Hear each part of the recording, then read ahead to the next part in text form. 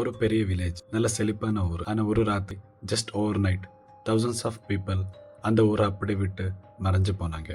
யாரும் சத்து போகலை, எந்த நேச்சுரல் டிசாஸ்டரும் வரல. அவங்க எங்கே போனாங்கன்னு ஒரு தடயம் கூட இல்லை. இது ஹாலிவுட் மூவி ஸ்டோரி கிடையாது, pure real Indian history. Welcome to the dark mystery of Kuldhara, Rajasthan's cursed ghost down.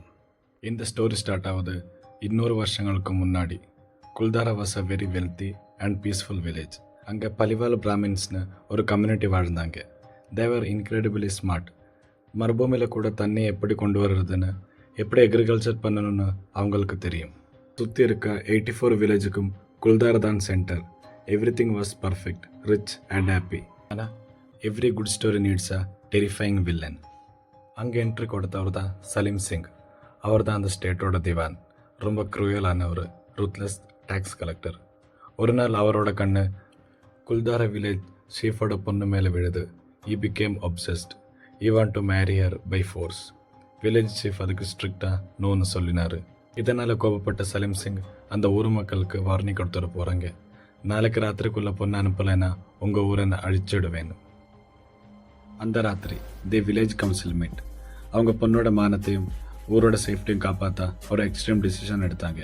ஒரு ஊர் இல்லை, சுற்றி இருக்க 84 வில்லேஜோட மக்களும் ஆல் தி பரிவால் பிராமின்ஸும் ஓவர் நைட்டாக அவங்ககிட்ட இருந்த தங்கத்தை எல்லாம் அங்கே விட்டுட்டு தி டார்க் டெசர்ட்டுக்குள்ளே எஸ்கேப் ஆகிட்டாங்க.